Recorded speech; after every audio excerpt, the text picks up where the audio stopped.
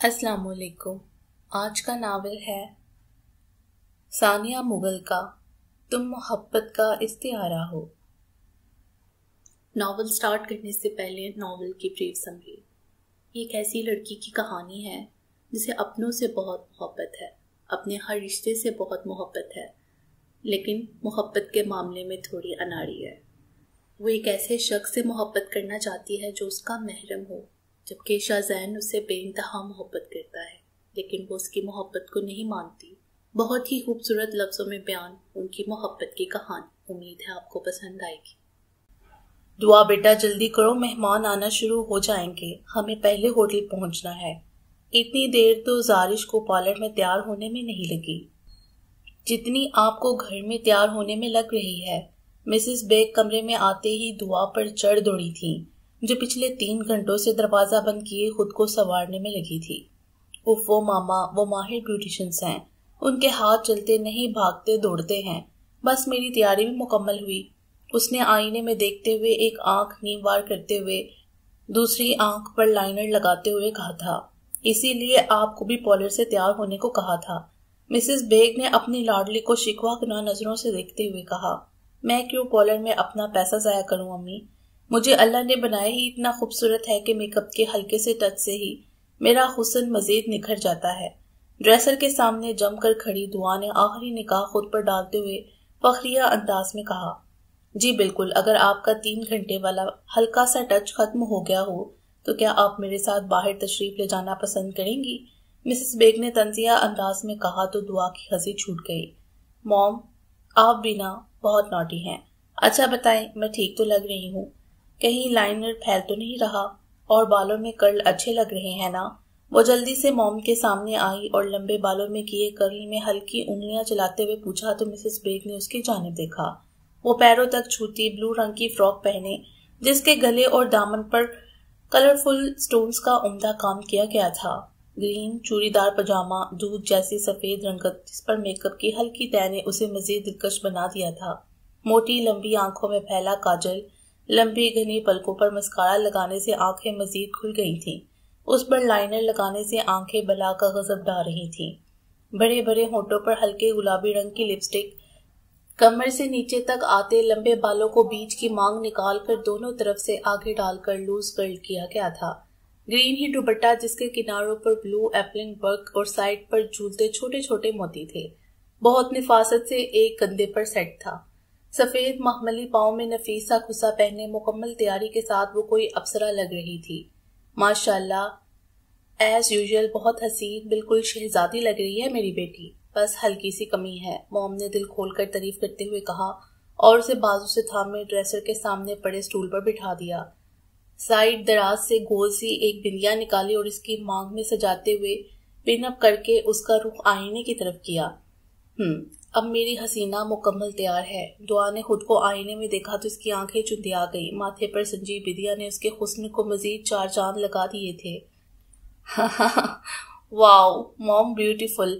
اب اگر مجھے نظر لگ گئی تو اس میں قصور یقیناً اس بندیا کا ہوگا۔ وہ اپنے ماتھے تک ہاتھ لے جاتی چہک کر بولی، نہیں، جو بیٹیاں ہر پل اپنی ماں کی خوبصورت دعاؤں کے حصار میں ہوں، انہیں کبھی کوئی بد نظر چھو کر بھی نہیں گزر سکتی۔ یہ لو۔ سرمے کا ایک ڈاٹ اس کے ہونٹ کے پاس لگا کر مسز بیگ نے اس کی پیشانی پر لب رکھتے ہوئے کہا تو دعا اندر تک سرشار ہو گئی۔ اپنی موم کی محبت ہمیشہ اس کی آنکھیں نم کر دیتی تھی۔ اس نے بہت چاہت سے ان کے دونوں ہاتھ چوم لیے۔ موم، مجھے بہت ڈر لگ رہا ہے، آپ بھی انجان فیملی میں جا رہی ہے۔ میں مانتی ہوں انکل ملک کی فیملی بہت اچھی، بہت لونگ ہے، لیکن موم، اکثر جو دکھتا ہے وہ ہوتا نہیں۔ شادی کے بعد منظر بدل جاتے ہیں۔ اپنی آپی سے دوری کی وجہ سے اس کی آواز پہ نمی تھی، اندیشے الگ عروج پر تھے۔ وہ ویسی ہی تھی، چھوٹی چھوٹی باتوں کو بہت باریک بینی سے سوچنے والی۔ انجان فیملی کیوں؟ شادی کے بعد بیٹی کا سسرال ہی اس کا اپنا گھر ہوتا ہے دعا۔ ہاں، اگر آپ خود سسرال کو غلط تصور کرتی ہو، اس کو انجان سمجھتی رہو گی تو آپ کبھی بھی ایڈجسٹ نہیں ہو سکتی۔ خود کو جس ماحول میں ڈال لیا جائے انسان اسی کا ہو جاتا ہے۔ اور میری زارش تو ہے ہی بہت سمجھدار، مجھے کسی قسم کی کوئی فکر نہیں۔ مسز بیگ نے اس کا چہرہ ہاتھوں کے پیالے میں بڑھتے ہوئے بہت ہی پیارے انداز میں اس کے اندیشوں کو دور کرنا چاہا۔ آپ کے کہنے کا مطلب ہے زریش آپی بہت سمجھدار ہے اور مجھ میں سمجھ بوجھ کی کمی ہے، دعا نے آنکھیں سکیڑے ہونٹوں کو گول گول کرتے ہوئے پوچھا تو اس کی اس معصوم ادا پر مسز بیگ بہت مشکل سے اپنا قہقہ ضبط کرتے ہوئے گویا ہوئیں۔ ہاں پرنسس، جتنا آپ صرف باتوں سے پکاتی ہیں نا، آپ کی طرف سے میری ناک کٹ جانے کا ڈر لازم ہے۔ موم، مسز بیگ کی آنکھوں میں ناچتی شرارت دیکھ کر دعا تقریباً چیخی تھی۔ موم اس کی چیخوں پر کان دڑے بغیر باہر نکلی تو دعا بھی ان کے پیچھے ہو لی۔ موم، شادی گزرنے دے، پھر میں آپ سے ذرا تفصیلی پوچھوں گی۔ سیڑھیاں اترتے ہوئے اس کی بڑبڑاہٹ بھی جاری تھی، جبکہ مسز بیگ مسلسل مسکرا رہی تھی۔ بارات کے پہنچنے کا شور اٹھا تو دعا اپنی کزنز اور دوستوں کے ساتھ مل کر ہوٹل میں مین انٹرنس پر آ گئی تھی۔ ان سب کے ہاتھوں میں گلاب کی پتیوں سے سجی خوبصورت پلیٹس تھیں۔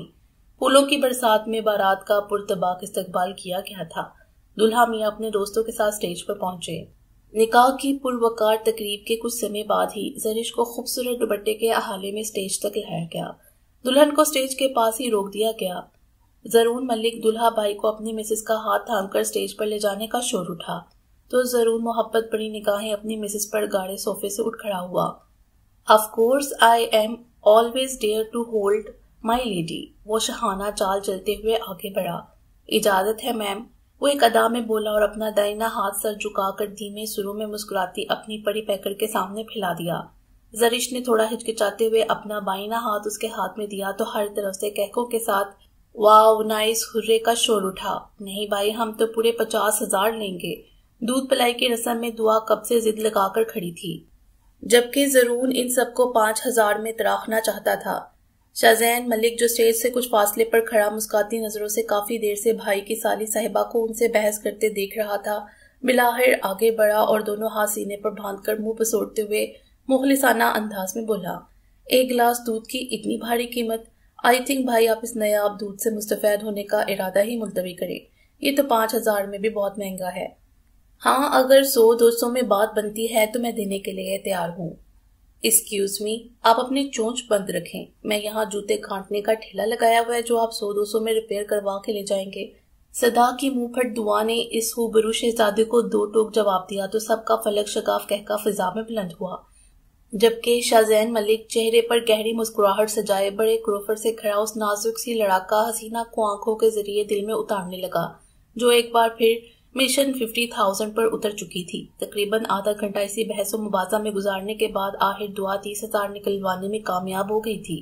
سب لڑکیاں سٹیج سے اتر گئی تھی۔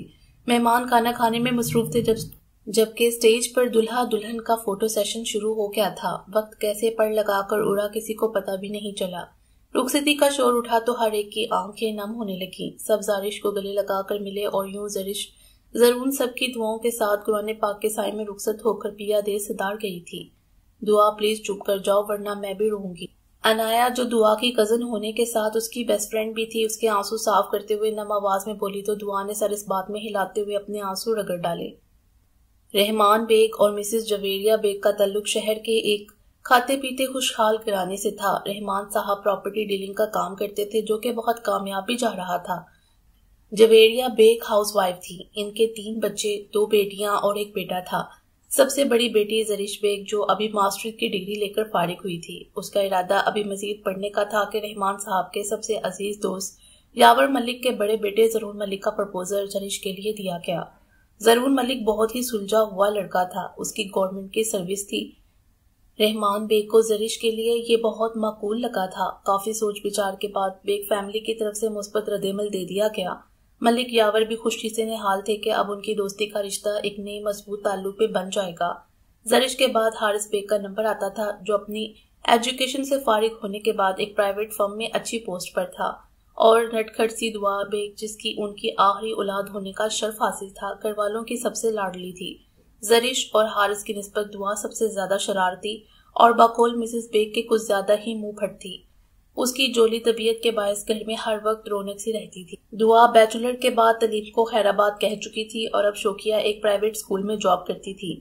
انایا اس کے ماموں کی اکلوتی اولاد تھی۔ دونوں کے گھر پاس ہونے کی وجہ سے دونوں کی دوستی بھی مثالی تھی۔ اکثر انایا دعا کے گھر اور دعا بھی ادھر پائی جاتی تھی۔ ان کی ہر بات ایک دوسرے سے شروع ہو کر ایک دوسرے پر ہی ختم ہوتی تھی۔ دونوں ہر وقت کسی نہ کسی ایڈونچر میں ملوث رہتی تھی۔ وہ دونوں یکجان 2 قلب تھی، اسی لیے انہیں کبھی کوئی اور دوست بنانے کی ضرورت نہیں پڑی تھی۔ لیکن دعا ہسمکھ اور باتونی ہونے کی وجہ سے بہت جلد لوگوں کو اپنا گرویدہ بنا لیتی تھی۔ انا کو اس کی ہر جگہ نانی بننے والی عادت سے سخت چڑ تھی۔ وہ خود ریزرو طبیعت کی مالک تھی۔ یاور ملک اور ان کی شریک حیات روبینہ ملک بھی شہر میں اپنی ذاتی کوٹھی میں قیام پذیر تھے۔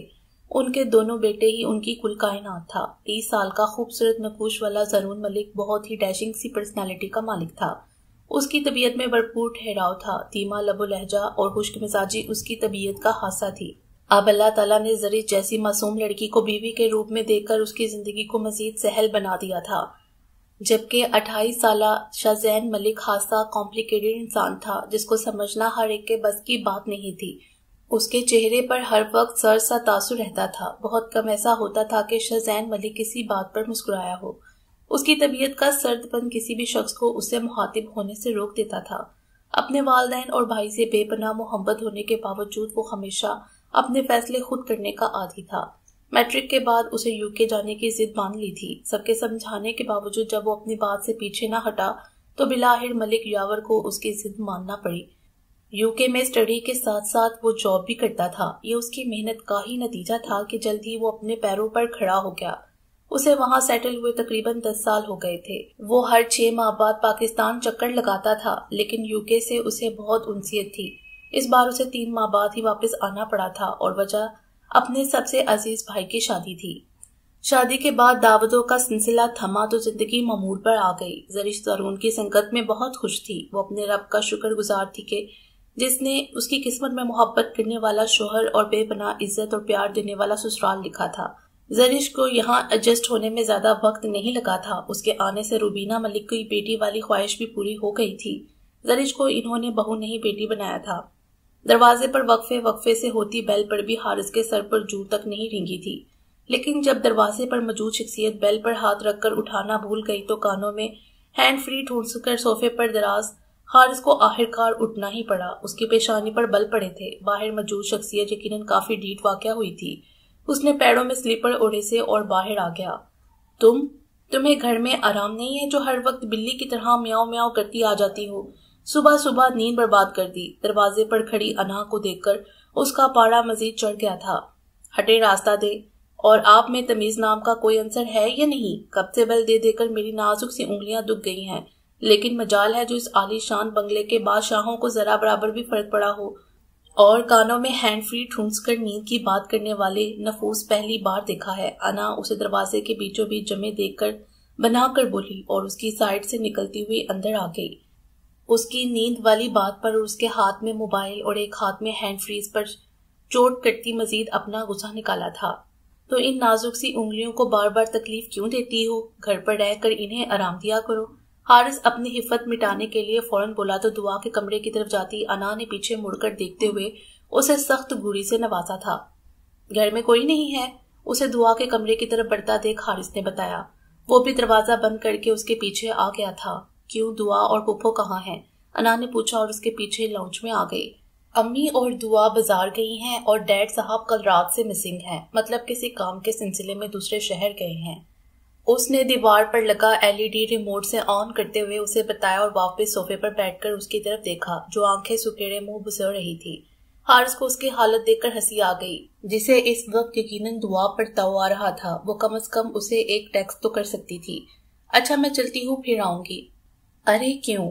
اسے واپس جانے پر تولتے دیکھ کر وہ فوراً بولا تو انا تراح کر بولی، تو کیا یہاں بیٹھ کر مکھیاں ماروں؟ نہیں، اتنے مشکل کام کر کے تمہاری نازک سی جندری پر ظلم ہوتے نہیں دیکھ سکتا۔ اب آ ہی گئی ہو تو ناشتہ بنا دو۔ حارث نے اسے پچکارتے ہوئے کہا تو انا کی تو سر پر لگی اور تلووں پر بجھی تھی۔ ایکسکیوز می، میں آپ کے والد محترم کی ملازم نہیں ہوں کہ ناشتہ بنا دوں۔ چلو والد محترم کی ملازمہ نہیں، والدہ محترمہ کی بتیجی تو ہونا۔ چلو شاباش، جلدی بناؤ، صبح سے خالی پیٹ ہوں۔ اب تو بھوک کے مارے پیٹ میں بیڈمنٹن کھیلتے چوہے بھی ادموئے ہو گئے ہیں۔ اب اگر یہ مر گئے تو سوچو تم نہ جانے کتنی معصوم جانوں کی قاتل ہوگی نا۔ آپ سچ کہہ رہی ہیں؟ اس کی اتنی دہائی دینے پر انا نے خوف سے جرجری لیتے ہوئے پوچھا تو حارث نے معصومیت سے سر اس بات میں ہلا دیا۔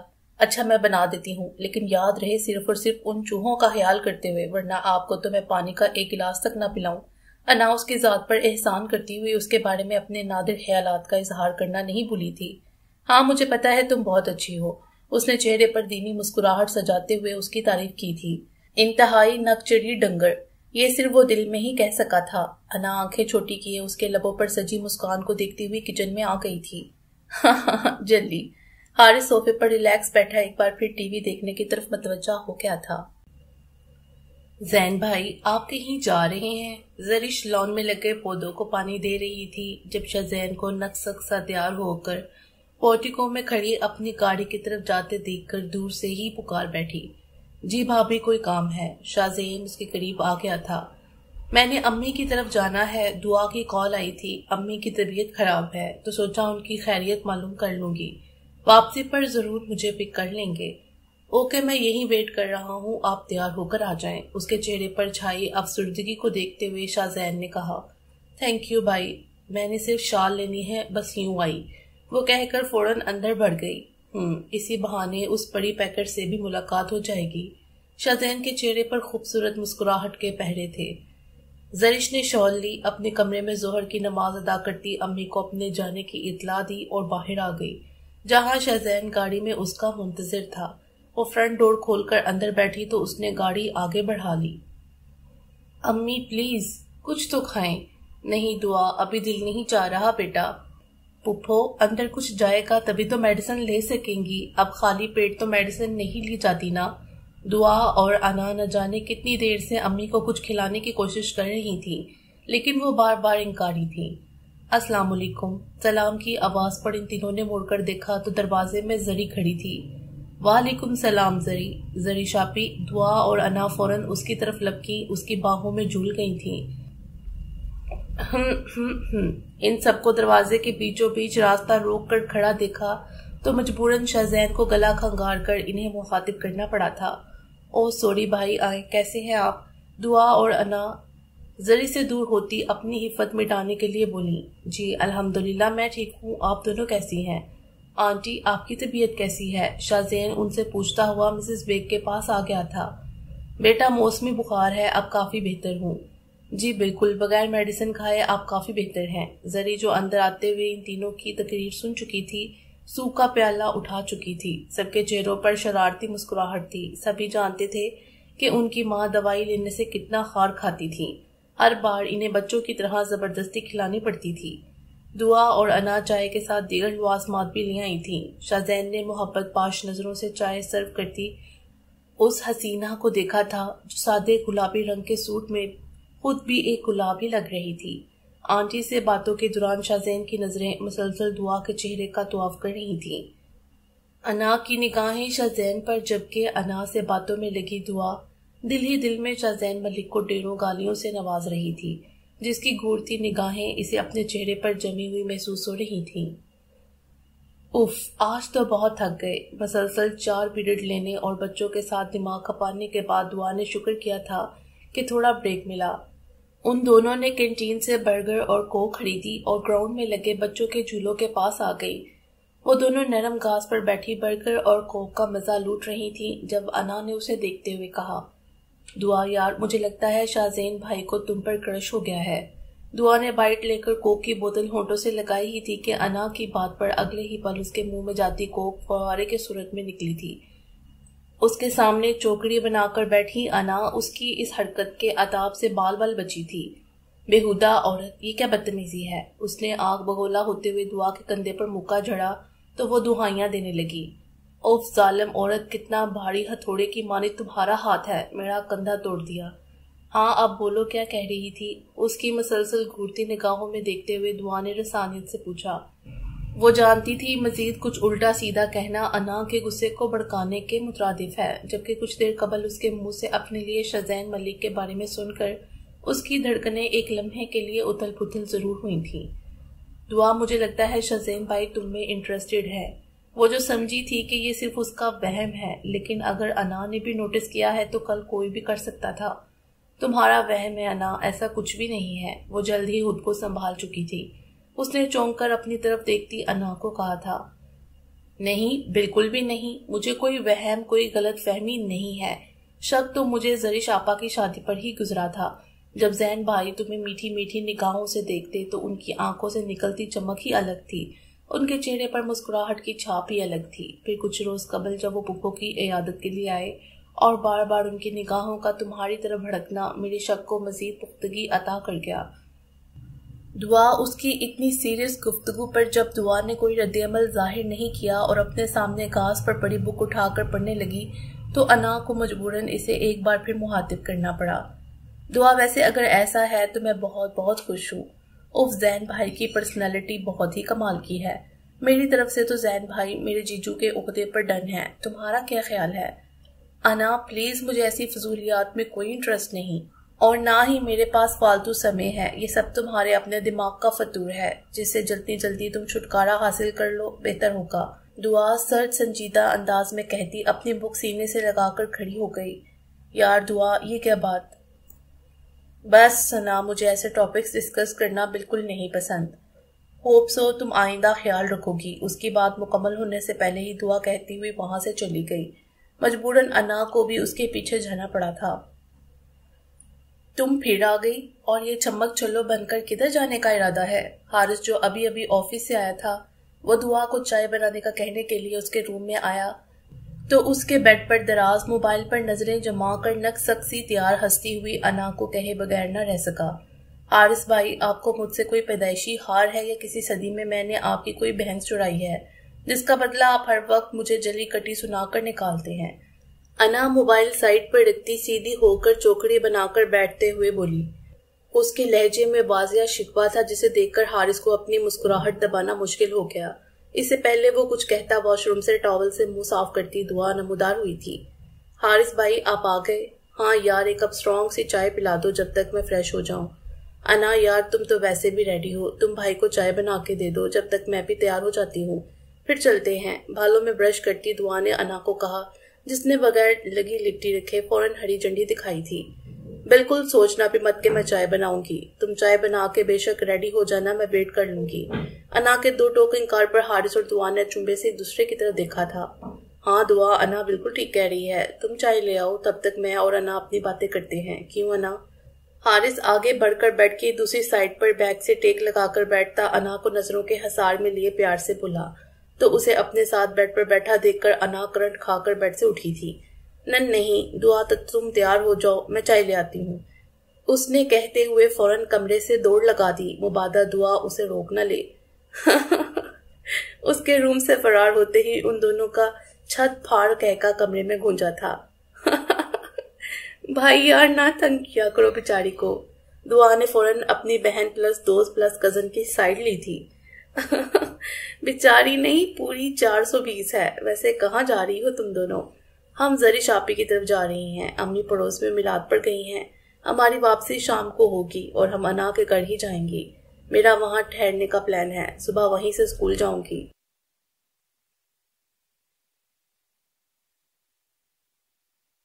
دعا نے مکمل تیاری کے بعد سر پر سٹولر لیتے ہوئے تفصیلاً بتایا تو حارث نے صرف اچھا پر ہی اکتفا کیا۔ انا چائے لے کر آ گئی تھی۔ تھینک یو میڈم، اس نے مسکراتے ہوئے کہا تو انا اسے خونخوار نگاہوں سے گھورا۔ زین ٹی وی روم میں صوفے پر براجمان تھا۔ بظاہر روم میں ٹی وی کی آواز گونج رہی تھی لیکن اس کا سارا دھیان موبائل کی طرف تھا۔ ہیلو زین، آج کل کہاں غائب ہوتے ہو؟ ماہروش لاؤنج میں داخل ہوئی اور بے تکلفی سے صوفے پر اس کے ساتھ جڑ کر بیٹھتے ہوئے پوچھا۔ اس سے پہلے شاہزین اس کی اس بےہودہ حرکت پر سخت رد عمل ظاہر کرتا، اس کی نگاہ لاؤنج کے داخلی دروازے سے اندر آتی انا اور دعا پر پڑی۔ وہ دونوں اپنے دھیان مسکراتے ہوئے آ رہی تھی۔ جب نظر ہال میں صوفے پر بیٹھے نقوش پر پڑی تو خود بہت جھک گئی۔ ماہروش شاہزین کے ساتھ چپک کر بیٹھی تھی، اس کے ہاتھ پر اپنا ہاتھ رکھا ہوا تھا اور جب وہ دونوں اندر آ چکی تھی تو واپس پلٹنا اخلاقیات کے خلاف تھا۔ السلام علیکم، انا نے جلدی سے خود کو سنبھالتے ہوئے سلام کیا جبکہ دعا نے ہنوز اپنی نگاہیں جھکا رکھی تھی۔ نہ جانے کیوں اسے یہ منظر بہت برا لگا تھا۔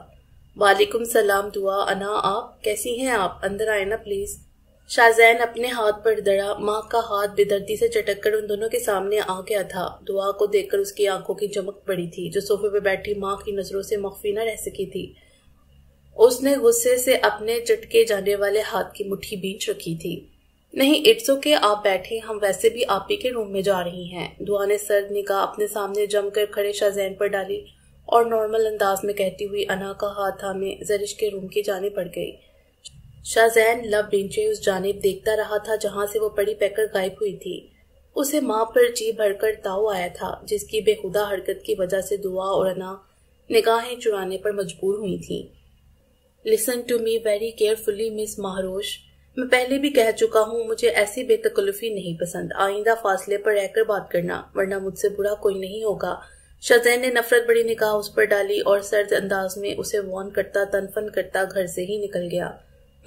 سب جانتی ہوں مسٹر شاذین ملک کہ اس منحوس ماری کی خوبصورتی نے تمہیں قید کر لیا ہے، لیکن تم بھول گئے ہو کہ ہمارا رشتہ بچپن سے طے ہے۔ اب جلدی امی کو کہہ کر چاچو سے ہماری جلدی شادی کرنے کا کہنا پڑے گا۔ ماں غصے سے سامنے پڑی میز کو ٹانگ رسید کرتی وہاں سے چلی گئی۔ مہروش ملک یاور کے چھوٹے بھائی ملک سرور کی اکلوتی صاحبزادی تھی، جس کا رشتہ ملک یاور نے اپنے بھائی کی پرزور خواہش پر اپنے چھوٹے بیٹے شاذین ملک سے طے کر دیا تھا۔ یہ جانتے ہوئے بھی شاذین ملک بارہا انہیں اس رشتے کو نہ ماننے کا کھلم کھلا واضح الفاظ میں اظہار کر چکا ہے۔ روبینہ ملک اور زرون بھی اس فیصلے سے کچھ خاص خوش نہیں تھے۔ بہرحال آخری اٹل ڈیسیژن شاذین کا ہی تھا، جسے مہروش جیسی خود سر بدتمیز اور بگڑی ہوئی لڑکیاں سخت زہر لگتی تھیں۔ مغرب جیسے معاشرے میں رہنے کے باوجود وہ کبھی بھی اپنی اسلامی روایات اور اخلاقی پاسداری کو نہیں بھولا تھا۔ آج انا ناساز طبیعت کے باعث اسکول نہیں آئی تھی۔ دعا پیریڈ لینے کے بعد کلاس روم سے نکلی۔ اس کا ارادہ بھی جلدی گھر جانے کا تھا۔ اس نے موبائل بیگ سے نکال کر حارث بھائی کو کال کرنا چاہی، جب موبائل اسکرین پر کسی ان نون نمبر سے 2 مسڈ کال تھیں۔ کلاس کے دوران سب کے موبائل ہمیشہ سائلنٹ پر ہوتے تھے۔ یہ کون ہے؟ کوئی رانگ پرسن ہوگا؟ اس نے خود ہی سوچتے ہوئے اس نمبر کو اگنور کیا اور حارث بھائی کو کال کر انہیں جلدی پک کرنے کا کہا۔ اس نے اپنا سٹالر ٹھیک کرتے ہوئے بیگ کندھے پر لٹکایا اور اسکول گیٹ کے پاس آ گئی۔ حارث نے اسے 15 منٹ بعد پک کرنے کا کہا تھا۔ ابھی وہ گیٹ سے تھوڑے فاصلے پر لان میں موجود بینچ پر بیٹھی ہی تھی کہ پھر سے اسی نمبر سے کال آنے لگی۔ عجیب بندہ ہے، اسے ناگواری سے موبائل اسکرین پر جگمگاتا نمبر دیکھا اور کال ڈسکنیکٹ کر دی۔ اس کے ساتھ ہی میسج ٹون نے اس کی توجہ ایک بار پھر اسکرین کی جانب مبذول کروائی تو اسی نمبر سے میسج تھا۔ دعا آئی ایم شاذین، کال ریسیو کریں پلیز۔ یہ مجھے کیوں کال کر رہے ہیں؟ دعا نے میسج پڑھ کر اچنبے سے سوچا ہی تھا کہ پھر سے کال آنے لگی۔ چند سیکنڈ سوچنے کے بعد اس نے کال ریسیو کر لی تھی۔ السلام علیکم۔ وعلیکم السلام، دعا کیسی ہیں آپ؟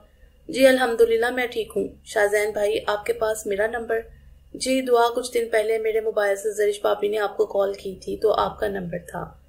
دعا کو یاد آیا تھا کہ کچھ دن پہلے زرش نے اپنے نمبر سے کال کر کے بیلنس کم ہونے کا بتا کر کسی اور نمبر سے کال کرنے کا کہا تھا، تو وہ نمبر یقیناً شاذین صاحب کا تھا۔ اوہ اچھا، کیسے ہیں آپ؟ میں تو اسکول میں ہوں۔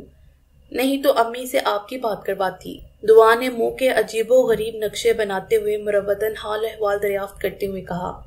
کیوں میں آپ کو کال نہیں کر سکتا؟ دوسری طرف سے شاذین نے سیریس انداز میں پوچھا تھا۔ وہ سمجھ گیا تھا کہ دعا کو اس کا کال کرنا اچھا نہیں لگا۔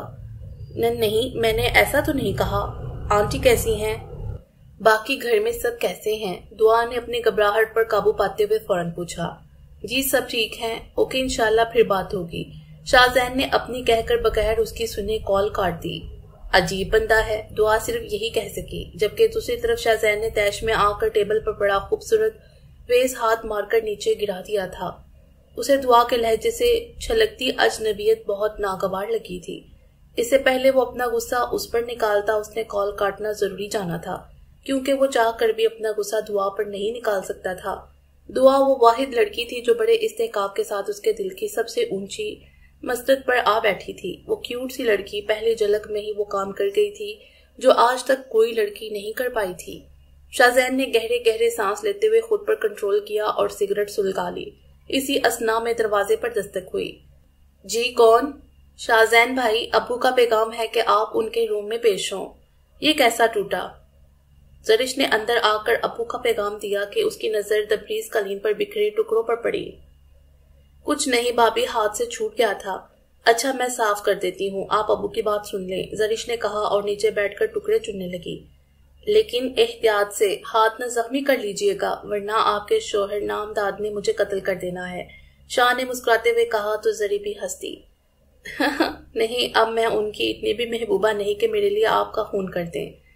نہیں بھابھی، یہ میرے معصوم بھائی جان پر سراسر الزام ہے، خیر آپ محبوبہ تو ہیں ان کی۔ شاہزین کے مزید کہنے پر ظریف کے چہرے پر سرخی گھلنے لگی تھی، بولنے کے لیے شاید کچھ نہیں تھا۔ شاہزین انسیت سے بھرپور نگاہ اس پر ڈالتا کمرے سے نکل گیا۔ ابو، آپ نے یاد کیا؟ شاہزین کمرے میں آئے تو امی بھی موجود تھیں۔ اس نے کمرے میں موجود صوفے پہ بیٹھ کر بیڈ پر بیٹھے ابو کی طرف دیکھتے ہوئے پوچھا۔ جی برخوردار، آگے کیا سوچا ہے؟ کیا پلانز ہیں؟ یہیں سیٹل ہونا ہے یا یو کے کی واپسی ہے؟ ابو فی الحال تو یو کے کی واپسی کا ہی پلان ہے، اس نے صوفے کی بیک سے ٹیک لگاتے ہوئے ریلیکس انداز میں کہا۔ اوکے، جیسے تمہاری مرضی۔ ہم نے بارہا تمہیں یہاں ہی سیٹل ہونے کا کہا، لیکن آپ یقیناً اتنے بڑے ہیں کہ اپنے والدین کی بات بھی آپ کے سامنے کوئی اہمیت نہیں رکھتی۔ خیر، میں نے اس لیے بلایا تھا کہ آپ کے جانے سے پہلے میں آپ کا اور ماہ روز کا نکاح کرنا چاہتا ہوں۔ واٹ؟ ابو، یہ آپ کیا کہہ رہے ہیں؟ ابو کی بات پر وہ بجلی کی سی سرائط سے سیدھا ہوا تھا۔ کیا مطلب کیا کہہ رہا ہوں؟ آپ دونوں کا رشتہ فائنل ہے، اب باقاعدہ رسم ہو جانی چاہیے، لیکن میں پہلے بھی 1000 دفعہ اس رشتے سے انکار کر چکا ہوں۔ آپ نے شاید بہت ہلکا لیا میری بات کو۔ میں کبھی بھی مہروش جیسی لڑکی سے شادی نہیں کروں گا۔ آپ چاچو کو انکار کر دیں، ورنہ مجھے خود ان کو انکار کرنے میں مشکل نہیں ہوگی۔ شاہزین صوفے سے اٹھا اور تراح کر بولتا ہوا وہاں سے جانے لگا، جب ابو کی گرجدار آواز نے اس کے قدموں میں بیڑیاں ڈالے اسے رکنے پر مجبور کر دیا۔ تو کس قسم کی لڑکیاں پسند ہیں تمہیں؟ روشنی ڈالنا پسند کرو گے؟ میں نے بہت ڈھیل دے رکھی ہے تمہیں اور بہت ہی ناجائز فائدہ اٹھا چکے ہو تم میری نرمی کا، لیکن اب مزید نہیں۔ میں تمہیں تمہاری منمانی نہیں کرنے دوں گا۔ مہروش اس گھر کی بہو بنے گی اور یہ میرا آخری فیصلہ ہے۔ شاہزین بیٹا بات سنو، شاہ تم جاؤ یہاں سے۔ اسے واپس پلٹتے ہوئے دیکھ کر امی اس کے سامنے آ گئی تھی۔ وہ جانتی تھی ایک چنگاری تھا تو دوسرا بھڑکتا ہوا شعلہ، لیکن شاہزین تو آج اس معاملے کو مکمل ختم کرنے کے در پر تھا۔ تو آپ بھی میرے آخری فیصلے سے آگاہ ہے ابو، اور میں میرے فیصلے بدلنے کا عادی نہیں ہوں، پھر چاہے مجھے اپنی جان سے ہاتھ کیوں نہ دھونے پڑیں۔ اور جہاں تک بات ہے لڑکیوں کی قسم کی، تو جس طرح کی لڑکی مجھے پسند ہے انشاءاللہ ویسی لڑکی ہی آپ کی بہو بھی بنے گی۔ وہ کہہ کر رکا نہیں تھا جبکہ یاور ملک کی توپوں کا رخ اب اپنی زوجہ کی طرف ہو چکا تھا۔ صرف تمہاری ڈھیل کا نتیجہ ہے جو اس کے اتنے پر نکلے ہوئے ہیں۔ قابو میں رکھا ہوتا تو آج یہ ہمارے ہی منہ کو نہ آ رہا ہوتا۔ لیکن بتا دینا اپنے صاحبزادے کو کہ میں اس کا باپ ہوں، وہ میرا نہیں، اور شادی اس کی ماہ روز سے ہی ہوگی، ورنہ اس گھر کے دروازے ہمیشہ ہمیشہ کے لیے اس پر بند ہو جائیں گے۔ یاور ملک بھی اپنی بھڑاس نکال کمرے سے نکل گئے تھے۔ روبینہ بیگم سر ہاتھوں میں گرائے وہیں صوفے پر بیٹھ گئی۔ ان کے بس میں کچھ نہیں تھا۔ ہاں، یہ سچ تھا کہ مہروش بہو کی شکل میں انہیں پسند نہیں تھی، لیکن اس بات میں کوئی شک نہیں تھا کہ مہروش کو لے کر شاہزین کو اپنے ابو سے ہوئی چپکش سے ان کا دل کھولتا تھا۔ وہ کبھی نہیں چاہتی تھی کہ شاہ اور اس کے ابو کے بیچ گرما گرمی ہو، جو کہ ہمیشہ ہو بھی جاتی تھی۔ شاہزین کو سمجھانا ناممکن تھا، لیکن یاور ملک کا غصہ ٹھنڈا ہونے کے بعد روبینہ بیگم نے رسانیت سے ان کو سمجھانے کا فیصلہ کر لیا تھا۔ وقت پڑ لگا کر اڑتا ہوا جا رہا تھا، گزرتا ہوا ہر دن زندگی کی کتاب سے کسی بوسیدہ ورق کی طرح پھٹتا جا رہا تھا۔ ہر گزرتا لمحہ زندگی سے دور اور موت کے قریب لے جا رہا تھا، اور نادان انسان کی خوش فہمی ہے کہ وہ اپنی حیات میں آگے بڑھ رہا ہے۔ زرید کی شادی کو 5 ماہ ہو چکے تھے۔ شاہزین شادی کے 1 ماہ بعد ہی UK چلا گیا تھا اور مہروش کو لے کر ابو سے جھڑپتی۔ اس نے گھر والوں سے بول چال بند کر رکھا تھا۔ روبینہ بیگم بیٹے کی بے رخی برداشت نہیں کر سکی تھیں اور بستر سے جا لگی تھیں۔ جب شاہ کو ان کی طبیعت بہت زیادہ خراب ہونے کی اطلاع ملی تو اس کے دل میں ٹھیس سی اٹھی۔ وہ نہ چاہتے ہوئے بھی اپنے والدین کو دکھ دینے کا باعث بنا تھا، لیکن اب وہ ایسا نہیں چاہتا تھا۔ اس نے پاکستان کی ٹکٹ کنفرم کروائی اور ٹھیک 1 ہفتے بعد اپنی ماں کے پاس موجود تھا، اور اب اسے پاکستان آئے 1 ماہ ہو چکا تھا۔ اب اس کا ارادہ دعا سے رشتہ فائنل کر کے ہی جانے کا تھا۔ ان 5 مہینوں میں شاہزین نے بہت بار دعا سے بات کرنے کی کوشش کی تھی۔ وہ بھی کبھی کبھی بات کر لیتی تھی، لیکن ہمیشہ اس سے کترانے کی کوشش کرتی۔ وہ کوئی بچی نہیں تھی جو شاہزین ملک کی آنکھوں میں چھپی تحریر کو نہ پڑھ پاتی، اس کے لفظوں میں چھپے پیار کو محسوس نہ کر پاتی، لیکن اس نے کبھی اس کے جذبوں کی پذیرائی نہیں کی تھی اور نہ کبھی ایسا کرنے کا ارادہ تھا۔ انا کی بھی شاہزین سے اچھی خاصی دوستی ہو گئی تھی۔ وہ اسے ہمیشہ اپنی بہن مانتا تھا اور انا کے منہ پر ہر وقت شاہ بھائی کے نام کا ورد رہتا تھا، جس سے اکثر دعا چڑ جاتی تھی۔ انا نے بہت بار اسے سمجھانے کی صحیح کی، لیکن دعا کی اپنی الگ ہی منطق تھی۔ وہ اس کی کوئی بھی ایسی بات سننے کی روادار نہیں تھی۔ کچھ روز قبل شاہ نے فون پر اسے اپنی پسندیدگی کا اظہار کیا تو دعا نے اسے اچھی خاصی سنا دی تھی۔ پتہ نہیں اس کے دماغ میں کون سا فطور تھا جسے انا سمجھنے سے قاصر تھی، اور یہ بات اب انا کے کانوں تک بھی پہنچ چکی تھی جس نے اس کا پارا چڑھا دیا تھا۔ شام کا وقت تھا، ڈوبتے ہوئے سورج کی نارنجی روشنی زمین پر بکھری ہوئی ماحول کو خوابناک سا بنا رہی تھی۔ دعا کو ہمیشہ سے ڈوبتے ہوئے سورج کا یہ دلکش منظر دیکھنا بہت پسند تھا۔ اب بھی وہ چھت پر موجود اس دل فریب نظارے کو آنکھوں میں جذب کر رہی تھی، اور ساتھ چھت کے پر لگے پنجرے میں قید کبوتروں کو کھانا کھلانے اور ان سے باتوں میں مشغول تھی۔ میرے مٹھو، شونا تم بھی کھاؤ۔ دعا تمہارے ساتھ مسئلہ کیا ہے؟ کیوں، کیا ہوا؟ وہ جو اپنے کبوتروں میں مگن تھی، انا کی بھڑکتی ہوئی آواز پر اسے دیکھتے ہوئے پوچھا۔ وہ ہاتھ جھاڑتی ہوئی اس آتش بنی مہارانی کے سامنے آ گئی تھی۔ تم سمجھتے کیا ہو خود کو؟ ہاں، بہت مہان ہو تم اور باقی سب فراڈ۔ وہ اس کے کندھے پر دھکا دے کر اس کے پیچھے کی جانب دھکیلتی ہوئی دھاڑی۔ نہیں، میں تو بہت گناہگار بندی ہوں، نہ جانے ہر لمحے کتنے گناہوں کی مرتکب ٹھہری ہوں گی۔ دعا نے سرد سنجیدہ انداز میں کہا۔ تم نے شاہ بھائی کے ساتھ بدتمیزی کی؟ کیوں؟ دعا یار، تم سمجھتی کیوں نہیں ہو؟ وہ تم سے بہت محبت کرتے ہیں، اور محبت کرنا کوئی جرم، کوئی گناہ نہیں۔ گناہ ہی ہے، نامحرم سے محبت گناہ ہی ہے۔ جس چیز کی اجازت میرے اللہ نہیں دیتا، اپنی حدود کو پھلانگ کر اس کام کو سر انجام دینا گناہ ہی ہے انا۔ اللہ تعالیٰ نے جو احساسات، جذبات حلال رشتوں کے لیے بنائے ہیں، پھر اس کی نافرمانی کر کے میں کیوں اپنا من میلا کروں اور اپنے رب کے سامنے بھی شرمندہ ہوں؟ ایک ایسے انسان کو اپنی سوچوں کا مرکز بناؤں جس کو سوچنا تو دور، مجھے نگاہ اٹھا کر دیکھنے کی اجازت بھی نہیں۔ میں کیوں اپنے سب محرم رشتوں، باپ بھائی کو چھوڑ کر کسی نامحرم کے لیے اپنے رب اور باپ بھائی کو بھی ناراض کروں؟ میں کبھی بھی آگے بڑھ کر کسی غیر محرم کے جذبات کو تقویت نہیں پہنچاؤں گی، کیونکہ جو کام میرے اللہ کرتا ہے بے شک راحت اور بھلائی اسی میں ہے۔ انا، جانتی ہو بیٹی اور باپ بہن بھائی کا غرور ہوتی ہے۔ یہ جو سر اٹھا کر بات کر رہے ہوتے ہیں تو یقیناً یہ اپنی عورتوں کی طرف سے خوش اور مطمئن ہوتے ہیں۔ مرد عورت کی وجہ سے ہی اپنی زندگی ہر منزل بڑے فخر سے جیتتا ہے۔ وہ ڈوبتے سورج کی طرف دیکھتی، دھیمے انداز میں بولتی، اپنا آپ اس کے سامنے آشکار کر رہی تھی۔ پلٹ کر انا کے بالکل سامنے اس کی نگاہیں اس کے چہرے پر گاڑے بولی، اور تم کہتی ہو نا کہ وہ مجھ سے محبت کرتے ہیں؟ چلو مان لیا، وہ مجھے بے پناہ چاہتے ہیں، میرے لیے ان کی دیوانگی کا بھی مجھے اقرار ہے، ان کی محبت کی قدر دان ہوں، تو پھر انہیں انتظار کس بات کا ہے؟ میرے ماں باپ حیات ہیں، رشتہ بھیجیں اور پورے استحقاق سے مجھے اپنے نام کروا لیں۔ وہ مرد ہیں، با اختیار ہیں، تو پھر دیر کس بات کی؟ آئیں، مجھے نامحرم سے محرم بنا کر لے جائیں۔ دعا، شاہ بھائی ایسا ہی کریں گے انشاءاللہ، لیکن تم تو ان کا اعتبار کرو، ان کے جذبات کو سمجھو یار، وہ پہلے تمہیں منانا چاہتے ہیں۔ میں کب روٹھی ہوں؟ میرے دل و دماغ کی سلیٹ تو بالکل کوری ہے، جس پر صرف میرے محرم کے نام کی ہی چھاپ لگے گی، خواہ وہ کوئی بھی ہو۔ تمہیں کوئی فرق نہیں پڑتا کہ وہ انا، تم بحث کرو گی تو محض دوریاں ہی پیدا ہوں گی، اور میں ہم دونوں کے رشتے میں درار نہیں ڈالنا چاہتی۔ دعا اس کی بات کاٹتی ہوئی اٹل انداز میں بولی تو انا چند ساتیں خالی نگاہوں سے اس پتھر صرف لڑکی کی طرف دیکھتی رہی، پھر اس کا چہرہ اپنے ہاتھوں کے پیالوں میں بڑے دھیمے انداز میں بولی، اگر وہ اپنے امی ابو کو باقاعدہ رشتہ بھیجے تو تمہیں کوئی اعتراض نہیں ہوگا؟ بالکل بھی نہیں، جو فیصلہ میرے والدین کا وہی میرا ہوگا، اور تمہارے ان بھائی جان کے لیے اس لیے بھی ہاں کہہ دوں گے کہ اب وہی تمہارا بھائی جو ہوا۔ دعا نے اس کے گال پر چٹکی کاٹتے ہوئے مسکرا کر کہا تو انا بھی کھل کر ہنس دی۔ این نوازش میڈم، ہم دونوں بہن بھائی کی ذات پر اتنا عظیم احسان کرنے کے لیے۔ اس کی بات دونوں کا کہکا بلند ہوا۔ تھینک یو انا، مجھے سمجھنے کے لیے۔ نہیں بڈی، اس کی ضرورت نہیں، بس اپنے بھائی جان کو ہی پیغام دینا ہوگا کہ اپنی محبوبہ کو پٹانے کے لیے ابھی آپ کو مزید سرگرم رہنا ہے۔ کیا پتہ پہاڑ کھودنا پڑ جائے یا عشق کی منزلوں کو طے کرنے کے لیے اپنی جان ہتھیلی پر رکھ کر دریا عبور کرنا پڑ جائے۔ بہت بدتمیز انسان ہو تم۔ اسے اپنی ٹون میں واپس آتے دیکھ دعا نے اس کے کندھے پر مکہ رسید کیا تھا۔ اب وہ دونوں نیچے جا رہی تھیں۔ حارث گیٹ سے اندر آیا تو اس کی نظر انا پر پڑی جو صحن میں رکھے ہوئے جھولے پر بیٹھی دونوں پاؤں اوپر رکھے ہوئے تھی، چہرہ گھٹنوں پر ٹکائے، نظریں سامنے لان میں جما رکھی تھیں۔ جھولا آہستہ آہستہ حرکت کرتا چی چی کی آواز پیدا کر رہا تھا۔ اس نے اپنے قدم انا کی جانب موڑ لیے۔ ہے لومڑی، یہاں کیوں بیٹھی ہو؟ اس نے جھولے پر اسے کچھ فاصلے پر بیٹھ کر ہوا کے دوش پر اڑتے اس کے بالوں کو ہلکا سا کھینچتے ہوئے پوچھا۔ حارث بھائی، آپ کب آئے؟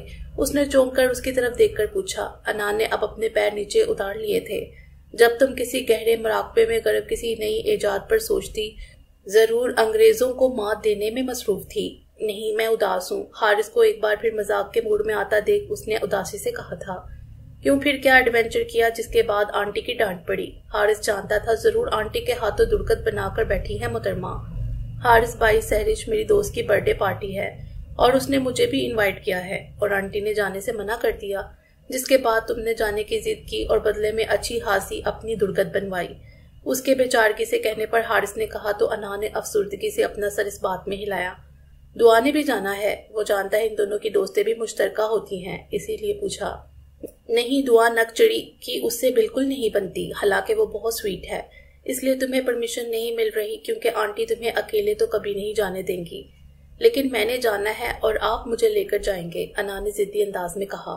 میں بھی تمہارے اکیلے جانے کے حق میں نہیں ہوں۔ ہاں، اگر دعا بھی ساتھ ہوتی تو میں نہ صرف تمہیں پرمیشن لے کر دیتا بلکہ خود دونوں کو چھوڑ کر آتا۔ حارث بھائی پلیز پلیز، اس نے مجھے اتنے دل سے انوائٹ کیا ہے، اگر میں نہیں جاؤں گی تو اسے کتنا برا فیل ہوگا۔ اچھا، آپ مجھے لے جائیں نا، ہم سہرش کے گھر کا بتا کر نہیں جاتے، میں امی کو کہہ دوں گی کہ آپ کی طرف جا رہی ہوں، پھر آپ مجھے لے جانا، اس طرح امی کو بھی پتہ نہیں چلے گا اور سحر کی ناراضگی سے بھی بچ جاؤں گی۔ انا اس کا ہاتھ پکڑ کر آئیڈیا دیتی ہوئی اس کی منتوں پر اتر آئی تھی، جبکہ حارث کے چہرے کے اضلاع فوراً تنے تھے۔ انا، تم اپنی دوست کی ناراضگی کے ڈر سے اپنے پیرنٹس کے اعتماد کو ٹھیس پہنچاؤ گی۔ ٹھیک ہے، مان لیا تم جھوٹ بتا کر چلی جاتی ہو، میں بھی نہیں بتاؤں گا، لیکن اگر کبھی سچ ان کے سامنے آ گیا تو پھر اپنے والدین سے کیا جھوٹ بولو گی؟ خود کو کیسے سروائیو کرو گی؟ نہیں انا، اگر زندگی میں ایک جھوٹ کو چھپانے کے لیے 1000 جھوٹ کا سہارا لینا پڑے تو پھر جھوٹ بولنا انسانی شخصیت کا خاصہ بن جاتا ہے۔ اس کے اندر سچ بولنے کی صلاحیت رفتہ رفتہ مفلوج ہوتی جاتی ہے۔ جس اعتماد کو قائم کرنے میں ہمیں سالوں سال لگتے ہیں وہی اعتماد ٹوٹنے کے لیے فقط ایک لمحہ درکار ہے، اور جھوٹ ہی اعتماد سے بنی سیڑھی میں درار ڈالنے کا کام کرتا ہے۔ حارث نے آہستہ آہستہ اس کا ہاتھ سہلاتے ہوئے اسے بہت پیار سے سمجھایا تھا، لیکن بھائی وہ بہت اچھی ہے، میں اسے کیسے انکار کر دوں؟ انا، میں نہیں کہہ رہا کہ وہ بری ہے، تم کوئی بھی سوٹیبل بہانہ کر کے اسے منع کر دو، اور اگر وہ تمہاری اچھی دوست ہے تو وہ یقیناً تمہاری مجبوری کو بھی سمجھے گی۔ اور اب اٹھو، جلدی تیار ہو جاؤ، آج ہم سب باہر ڈنر کر رہے ہیں، شاہزین، زاویار بھائی اور زرش بھی ہوں گے۔ حارث نے اسے پچکارتے ہوئے کہا تو انا کا چہرہ کھل اٹھا۔ واو، آپ سچ کہہ رہی ہیں؟ تمہاری قسم، حارث نے خوشی اور جوش سے چہکتے اس کے چہرے پر نظر ٹکاتے ہوئے کہا تو انا کی مسکراہٹ فوراً غائب ہوئی۔ میری قسم مطلب جھوٹ، آپ نہیں لے جا رہے؟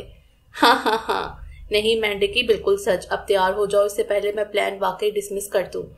حارث نے دھمکی دینے والے انداز میں کہا۔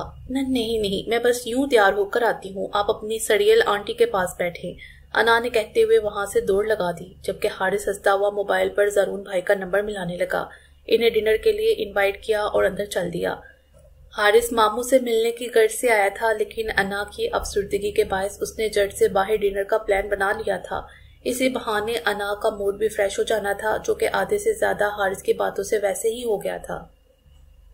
دن بھر موسلا دار بارش کے بعد موسم بہت خوشگوار ہو گیا تھا، ایسے میں زرش کے ہاتھ کے بنے پکوڑوں نے موسم کی خوبصورتی کو انجوائے کرنے میں مزید 4 چاند لگا دیے تھے۔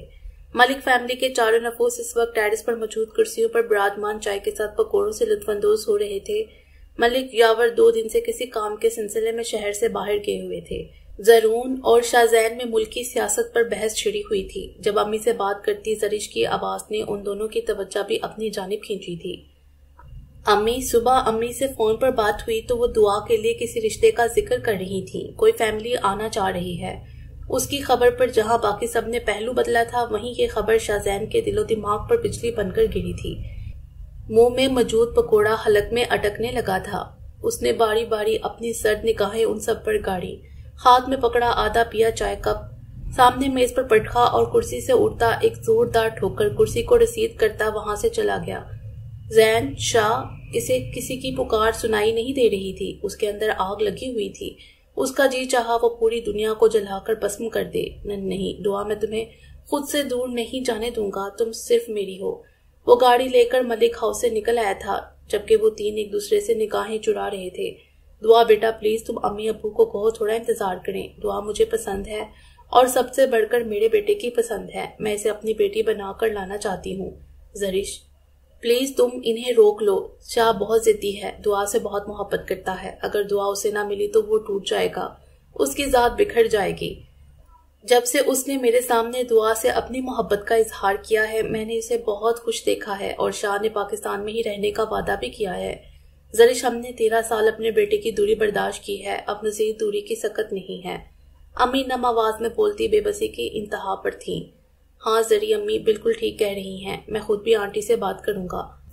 دعا میری بھی بہن ہے، ابو صرف اپنے بھائی کی محبت میں ضد پر اڑے ہیں، ورنہ انہیں بھی ماں کبھی پسند نہیں رہی، اور دعا سے انہیں ہمیشہ سے انسیت رہی ہے، وہ اسے اپنی بیٹی مانتے ہیں۔ زری تھوڑا وقت لگے گا لیکن ہم سب ابو کو منا لیں گے۔ شاہ تھوڑا جذباتی ہے، اکثر بدتمیزی پر اتر آتا ہے، میں اسے بھی سمجھا رہا ہوں، ابو انشاءاللہ بہت جلد مان جائیں گے۔ زرون نے بھی گفتگو میں حصہ لیتے ہوئے کہا، جی میں امی سے ضرور بات کروں گی۔ زری کی بھی دلی خواہش تھی کہ اس کی بہن بھی اسی گھر میں آئے، پھر اسے شاہ زین بھائی کی محبت کا بھی یقین تھا۔ اس نے امی سے بات کرنے کی ٹھان لی تھی۔ اسکول میں فنکشن تھا تو فنکشن کے لیے نئے ڈریسز لینے کے لیے دعا اور انا نے بازار جانے کا فیصلہ کیا۔ حارث گھر پر نہیں تھا، اس لیے ان دونوں کو چنچی کا سہارا لینا پڑا۔ وہ دونوں گھر سے کچھ ہی فاصلے پر واقع بازار میں آ گئی تھیں۔ ان دونوں نے ڈریسز، شوز اور کچھ چھوٹی موٹی چیزیں لی تھیں۔ اب ان دونوں کا ارادہ بازار کے ساتھ بنے ریسٹورنٹ میں چائے کے ساتھ کچھ گرما گرم کھانے کا تھا۔ وہ دونوں شاپنگ بیگز اٹھائے بازار سے نکل رہی تھی جب انا کا موبائل بجا۔ انا دیکھو کیا پتا امی یا آنٹی ہوں گی، دعا نے کہا تھا۔ ہاں ایک منٹ۔ اب وہ دونوں ایک سائڈ پر کھڑی ہو گئی تھیں۔ انا نے بیگ سے موبائل نکالا تو شاہ زین بھائی کالنگ دیکھ کر اس نے موبائل دعا کے سامنے کیا، جس کے منہ کے زاویے فوراً بگڑے تھے۔ یہ شخص بھی پورا چپکو ہے، وہ بڑبڑائی۔ اٹینڈ کروں؟ جیسے میرے منع کرنے پر تم اٹینڈ نہیں کرو گی، انا کے پوچھنے پر دعا نے منہ بسورتے ہوئے کہا۔ ہاں ہاں یہ تو ہے۔ انا نے کال ریسیو کی تو دوسری طرف شاہ زین نے سلام دعا اور خیریت کے بعد پوچھا، انا کہاں ہو؟ شاید اسے موبائل سے گاڑیوں کی آواز آ رہی تھی۔ زین بھائی میں اور دعا بازار آئے ہیں۔ او اچھا ابھی کہاں ہو تم لوگ؟ اوکے تم لوگ ویٹ کرو میں آ رہا ہوں، لگے ہاتھوں تمہاری ہونے والی بھابھی سے بھی 2 ہاتھ کر لوں گا، محترمہ کے بہت پڑھ نکل آئے ہیں۔ انا سے مطلوبہ جگہ کا سن کر اس نے کہا تو انا کا زوردار قہقہ پڑا۔ اوکے بھائی وی آر ویٹنگ، شاہ بھائی بھی آ رہی ہیں۔ انا نے کال بند کر کے اسے اطلاع دی تو وہ فوراً اچھلی۔ وٹ ان کا یہاں کیا کام؟ اب میں یہاں 1 منٹ نہیں رکوں گی، چلو گھر۔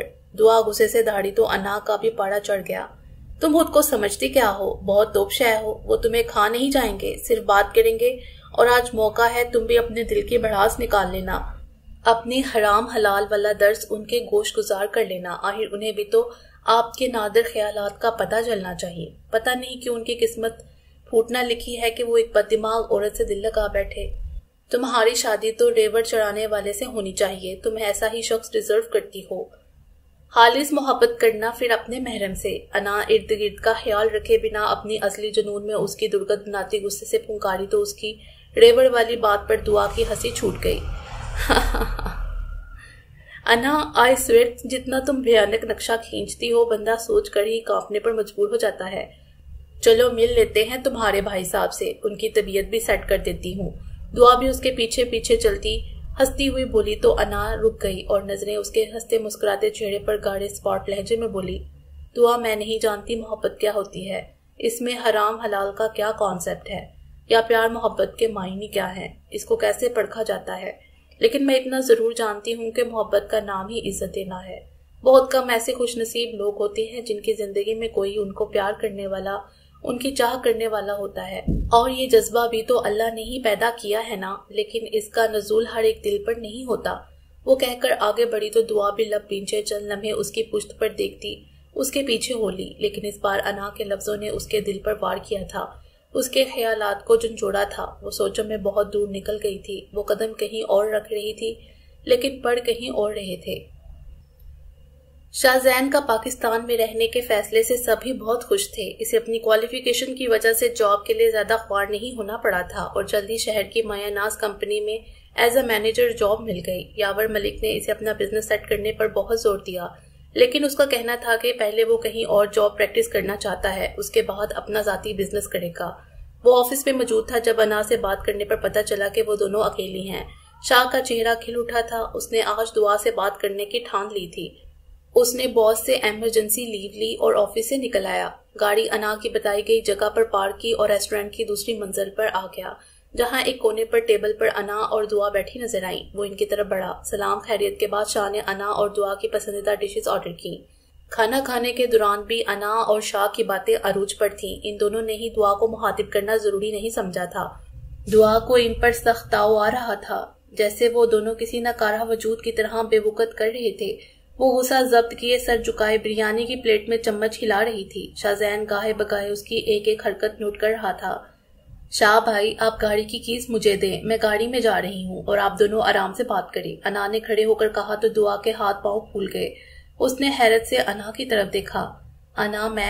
دعا میں نے آپ سے بات کرنی ہے۔ اس سے پہلے وہ کرسی سے اٹھتی، اگلے ہی پل شاہ نے اس کی کلائی اپنی گرفت میں لیے سرد انداز میں کہا، جبکہ انا باہر جا چکی تھی۔ دعا نے پانی سے لبالب آنکھوں سے اپنے سامنے بیٹھے اس شخص کو دیکھا۔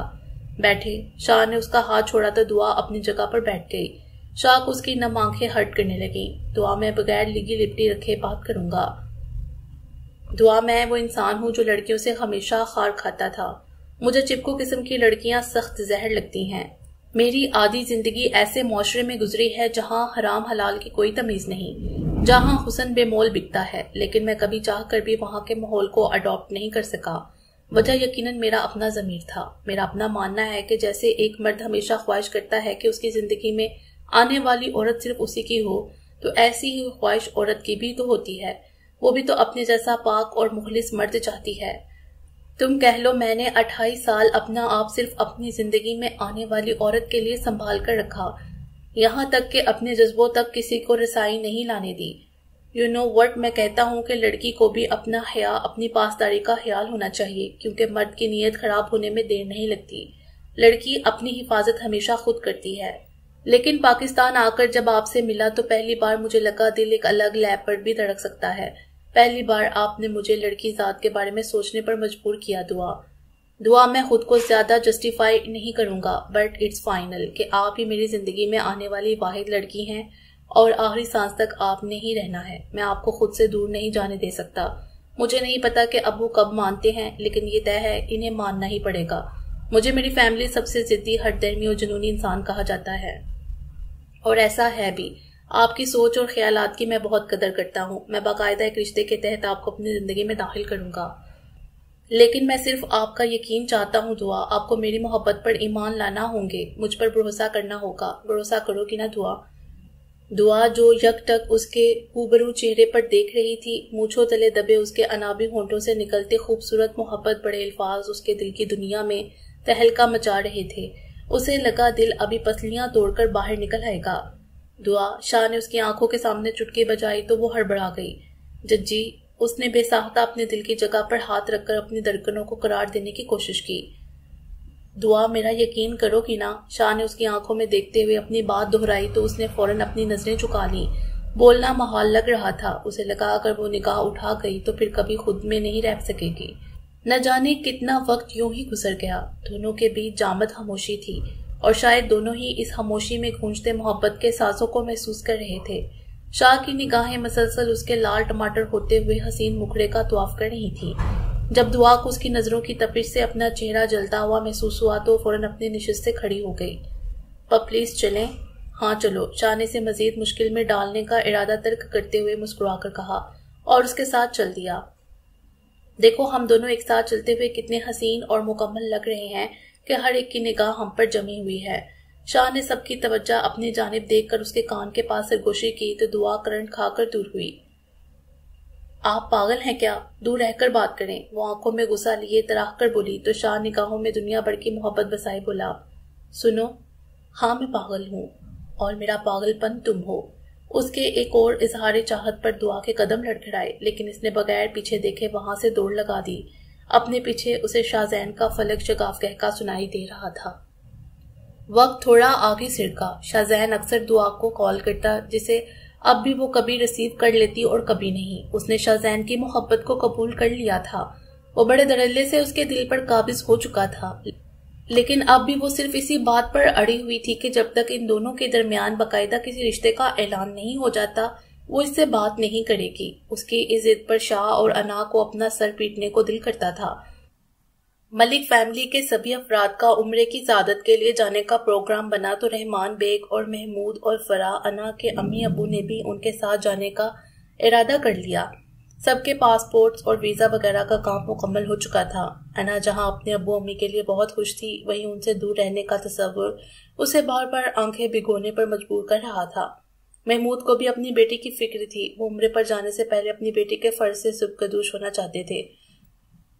فرو اور محمود نے جویریہ اور رحمان بھائی سے حارث سے انا کے نکاح کی بات کی تو وہ دونوں باخوشی ان کی بات مان گئے۔ انا کو بچپن میں ہی اس کی پھپھو نے اپنے اکلوتے بیٹے کے لیے مانگ لیا تھا۔ سب بڑوں کے احساسات حارث، زرش اور دعا بھی اس بات سے واقف تھے، صرف انا ہی اس سب سے بے خبر تھی۔ "واٹ، تمہارا دماغ خراب ہے کیا بکواس کر رہی ہو؟" انا کو جب دعا نے اتوار کے دن حارث بھائی اور اس کے نکاح ہونے کی خبر سنائی تو بیڈ پر بیٹھی انا یوں اچھلی جیسے جلتے ہوئے انگاروں سے اٹھی ہو۔ "جی میڈم، یہ بکواس سراسر درست ہے۔ آپ عنقریب میری بھابھی کے عہدے پر فائز ہونے والی ہیں۔ دعا ہنوز ریلیکس تھی۔ "نہیں دعا، ایسے کیسے ہو سکتا ہے یار؟ حارث بھائی میرے بھائی ہیں، ہمارا نکاح کیسے ہو سکتا ہے؟" انا اس کے سامنے بیڈ پر بیٹھی اس کے دونوں ہاتھ اپنے کپکپاتے ہاتھوں میں لیے روحانسی ہو کر بولی تو اس کی حالت زار دیکھ کر دعا کی ہنسی کا فوارہ چھوٹا۔ "انا، تم بھی نا پاگل، شادی سے پہلے تو سارے لڑکے بھائی ہی ہوتے ہیں نا، اس کے بعد جانو مانو۔" "شٹ اپ دعا۔" اس سے پہلے دعا مزید اپنی زبان کے جوہر دکھاتی انا نے اس کے کندھے پر مکہ رسید کیا۔ "اوف ظالم بھابھی، یاد رکھنا میں بھی ظالم نند بن کر تمہارے ایک ایک ظلم کا گن گن کر بدلہ لوں گی۔" انا نے اپنا کندھا سہلاتے ہوئے دہائی دی تو انا کھل کر ہنس دی۔ انایا اور حارث کے نکاح کی تقریب بالکل سادگی سے طے پا گئی تھی۔ اس تقریب میں صرف ملک فیملی اور حارث کے چند قریبی دوست شامل تھے۔ نکاح کے بعد کھانے کا دور چلا۔ پوری تقریب میں شاہ زین کی نظریں اس ظالم حسینہ کو اپنے گھیرے میں لیے ہوئے تھیں۔ پاؤں تک آتی کالے رنگ کی فراک میں وہ لگ بھی بہت پیاری رہی تھی۔ دعا کی جب بھی اس پر نگاہ پڑتی تو اسے خود پر ٹکٹکی باندھ کر دیکھے حشمگی نگاہوں سے گھورنا نہ بھولتی۔ نکاح کے فنکشن کے بعد رات 10 بجے سب کی مدینہ کے لیے فلائٹ تھی۔ باتوں باتوں میں وقت گزرنے کا پتہ بھی نہیں چلا اور ان سب کے جانے کا سمے ہو گیا۔ انا اور دعا بھی انہیں چھوڑنے ایئرپورٹ پر گئی تھی۔ فلائٹ کے لیے اناؤنسمنٹ ہوئی تو انا امی ابو سے مل کر پھوٹ پھوٹ کر رونے لگی۔ اسے دیکھ کر باقی سب کی آنکھیں بھی اشک بار ہوئیں۔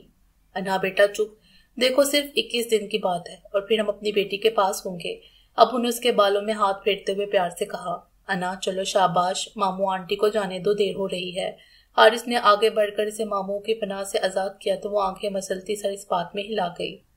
واپسی کے سفر پر وہ تینوں تھے۔ انا گاڑی میں اس کے ساتھ والی سیٹ پر بیٹھی تھی۔ اس کی سوسو ابھی تک جاری تھی۔ اب تو دعا نے بھی اسے سمجھانا ترک کر دیا تھا۔ حارث جو کب سے اسے ندیاں بہاتے دیکھ رہا تھا بالآخر دعا سے بولا، "دعا یار، لوگ تو بہت ہی اداس لگ رہے ہیں، اب کیا ہوگا؟" "ہاں بھائی، دیکھو کتنا رو رہی ہے، آپ گاڑی روکیں اور ایک کیب ہائر کر کے مجھے گھر روانہ کر دیں، بس پھر آپ اور آپ کی مسز ہوں گے اور آپ بہت ہی محبت سے ان کے اشک سمیٹنا۔" دعا کی کینچی کی طرح چلتی زبان پر انا زور سے چیخی اور غصے میں سامنے ڈیش بورڈ پر پڑا ٹشو باکس سے دے مارا، جسے دعا نے بہت ہی سہولت سے کیچ کر لیا اور ساتھ ہی انا کی اس حرکت پر دونوں کو ہنسی کا دورہ پڑ گیا۔ "اف، یہ ہوئی نا میری جھانسی کی رانی۔" حارث نے اس کے پھولے ہوئے گال پر چٹکی کاٹتے ہوئے پیار سے کہا تو انا نے اس کا ہاتھ جھٹک دیا۔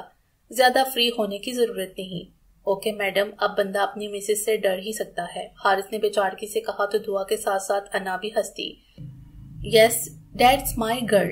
حارث نے اس کے مسکراتے چہرے پر اپنی دلنشیں محبت بڑی نگاہیں جما کر کہا تو انا چنپ گئی۔ دعا نے دل ہی دل میں ان دونوں کی دائمی محبت اور خوشیوں بڑی زندگی کی دعا کی تھی۔ عمرے کی سعادت کے بعد خیر و عافیت کے ساتھ ان کی واپسی ہوئی تو پوری فیملی میں ان کی دعوتوں کا سلسلہ شروع ہو گیا۔ آج شام سب ملک ہاؤس میں مدعو تھے، جہاں تقریباً پوری فیملی ہی شامل دعوت تھی۔ انا اور دعا دن کو ہی آ گئی تھی۔ مہاروش بھی موجود تھی۔ دعا کو وہ کچھ بجھی بجھی سی لگی تھی۔ "دعا بیٹا، اوپر دوسری منزل پر جاؤ اور ایک بار سب کمروں کی سیٹنگ دیکھ لو، کوئی کمی نہ ہو۔ کچھ مہمان جو دور سے آنے والے تھے ان سب کا سٹے یہیں ہونا تھا۔" روبینہ آنٹی نے دعا سے کہا تو وہ جی آنٹی کہہ کر چلی گئی۔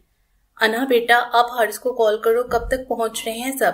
"جی آنٹی، پتہ کرتی ہوں۔" انا نے کہتے ہوئے حارث کا نمبر ڈائل کیا۔ دعا اوپری منزل پر آئی تو اسے ہلکی ہلکی سسکیاں سنائی دیں، یقیناً کسی کے رونے کی آواز تھی۔ یہ کس کی آواز ہے؟ کون رو رہا ہے؟ آواز کے تعاقب میں اس نے ارد گرد دیکھا تو کوئی بھی نہ دکھا۔ اب رونے کے ساتھ ساتھ کسی کے بولنے کی مدھم آواز بھی آ رہی تھی۔ دعا کو ایک لمحے کے لیے خوفزا محسوس ہوا۔ اس نے نیچے بھاگ جانے کا ارادہ کیا تو اس کے حساس دل نے اسے ایسا کرنے سے روک دیا۔ وہ آہستہ آہستہ قدم اٹھاتی ہوئی اس جانب چلنے لگی جہاں سے آوازیں آ رہی تھیں۔ وہ جیسے جیسے آگے بڑھ رہی تھی آوازیں مزید قریب ہوتی جا رہی تھیں۔ کچھ غلط ہونے کے ڈر سے اس کی ٹانگیں کانپ رہی تھیں۔ وہ روم سے باہر ٹیرس سے گزرتی ہوئی مزید آگے بڑھی تو لاسٹ روم کی لیفٹ سائڈ پر بالکنی میں اسے مہروش دکھائی دی جو کسی مرد کے کندھے پر سر رکھے آنسو بہا رہی تھی، جبکہ وہ مسلسل کچھ بولتا ہوا اس کے بالوں میں ہاتھ چلا رہا تھا۔ اس شخص کا روح دوسری جانب ہونے کی وجہ سے دعا اسے دیکھنے سے قاصر تھی۔ دعا شاہزین کے کندھے پر آنسو بہاتی ماں کی نظر جب سامنے اٹھی تو اس کی زبان سے ٹوٹ ٹوٹ کر اس کا نام نکلا تھا۔ سرگوشی میں لیا جانے والا نام جب شاہزین کی سماعتوں سے ٹکرایا تو وہ ماہ روح کو دور کرتا سرائط سے مڑا۔ شاہزین، دعا۔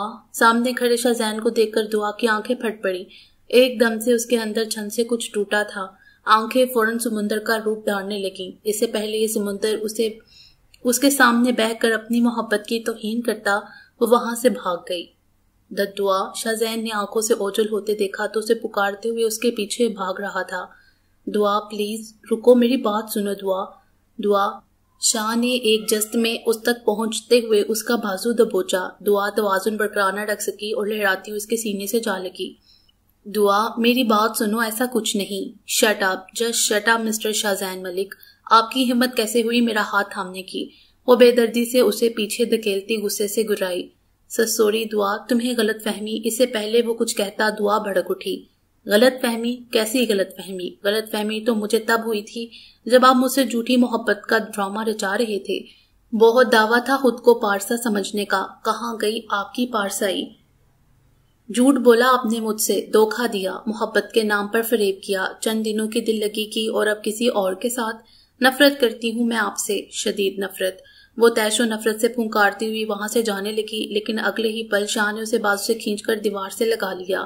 اس کے ارد گرد دیوار پر دونوں ہاتھوں کے گھیرا بنا کر اس کے فرار کی راہ ختم کر دی۔ اس کے چہرے کے اضلاع تنے ہوئے تھے، آنکھوں سے چنگاریاں نکل رہی تھیں۔ وہ شعلے لپکاتی آواز میں دھاڑا، تم نے جو سمجھنا ہے سمجھو، میں کوئی صفائی نہیں دوں گا۔ ہاں تم نے میری محبت پر انگلی اٹھائی ہے، بس اتنا کہوں گا۔ ایسا کوئی پیمانہ ایجاد نہیں ہوا جس سے میری تم سے لگاؤ، میری عقیدت کو ماپا جا سکے۔ ایسا کوئی لفظ نہیں ملتا جس سے میں وہ بیان کر سکوں کہ مجھے تم سے کتنی محبت ہے۔ میں نے مدینہ پاک جیسی مقدس جگہ پر اپنے رب کے حضور ایک مقدس احساس اور پاکیزہ رشتے کی دعا مانگی ہے۔ پھر تم کیسے کہہ سکتی ہو کہ محبت جھوٹ ہے، ڈھونگ ہے، ایک فریب ہے جو فقط دل لگی پر محیط ہے؟ نہیں، محبت صرف عقیدت ہے، محبت صرف عزت کا نام ہے۔ وہ اپنی ہون چھلکاتی آنکھیں اس کے بہتے اشکوں پر گاڑے پتھریلے لہجے میں بولا اور ایک جھٹکے سے اسے دور کرتا تن فن کرتا وہاں سے چلا گیا، جبکہ دعا وہیں دیوار کے ساتھ بیٹھتی گھٹنوں میں سر دیے پھوٹ پھوٹ کر روتی۔ دعا۔ ماں نے اس کے کندھے پر ہاتھ رکھا تو دعا نے سر اٹھا کر اس کی جانب دیکھا۔ دعا تم شاہزین کو غلط سمجھ رہی ہو، ایسا کچھ نہیں ہے۔ پھر مہروش نے اسے ساری بات بتائی کہ وہ کسی اور سے پیار کرتی ہے، لیکن بابا کی ضد کے آگے اسے اپنی محبت سے دستبردار ہونا پڑ رہا تھا۔ وہ ایسی اٹھ پٹانگ حرکتیں کر کے شاہزین کو خود سے متنفر کرنا چاہتی تھی تاکہ شاہزین اس رشتے سے خود انکار کر دے اور وہ اپنی محبت سے شادی کر سکے۔ میں نے بارہا بابا سے بات کرنے کی کوشش کی، لیکن بابا جان اور بڑے ابو کے لیے ہم دونوں کی پسند ناپسند کوئی معنی نہیں رکھتی تھی، اور میں نے چپ سادھ لی۔ بیٹی ہوں نا، اگر کسی سے پیار کا نام لوں گی تو شاید قتل کر دی جاؤں۔ لیکن جب کچھ دن پہلے فارس نے خودکشی کرنے کی کوشش کی اور وہ 3 دن زندگی اور موت کی کشمکش میں رہا تو دعا مجھے لگا میں پاگل ہو جاؤں گی۔ میں اپنی محبت کے بغیر تو رہ سکتی ہوں، لیکن اس شخص کا وجود ہی زمین پر نہ رہے یہ میری برداشت سے باہر ہے۔ دعا اگر سے کچھ ہو جاتا تو میں خود کو کیسے معاف کرتی؟ اس کے پیرنٹس کی بد دعائیں ہر لمحہ میرا تعاقب کرتی۔ دعا پہلی بار میں نے بڑے ابو سے التجا کی تھی، فارس کی زندگی کی بھیک مانگی تھی، اور ابو نے مجھے خالی ہاتھ نہیں لوٹایا تھا۔ انہوں نے مجھے اپنے سینے سے لگا کر میری خوشی کو ترجیح دے کر سب والدین کے لیے یہ مثال پیدا کی کہ بیٹی کو بھی اپنی پسند کی زندگی گزارنے کا اتنا ہی حق ہے جتنا ایک بیٹے کو۔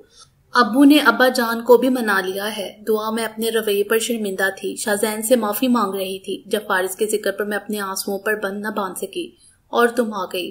دعا شاہزین صرف تمہارا ہے، وہ صرف اور صرف تم سے محبت کرتا ہے، بڑے ابو بھی تم دونوں کے رشتے کے لیے مان گئے ہیں، اور آج کے فنکشن میں بڑے ابا اور بڑے ابو نے سب کے سامنے تمہیں اپنے بیٹے کے لیے مانگنا تھا، اور آج ہی تم دونوں کا سرپرائز نکاح بھی ہونا تھا۔ سب تیاریاں مکمل ہیں۔ مہروش نے جب حقیقت سے پردہ اٹھایا تو دعا کی آنکھیں ورتا حیرت سے پھٹ پڑی۔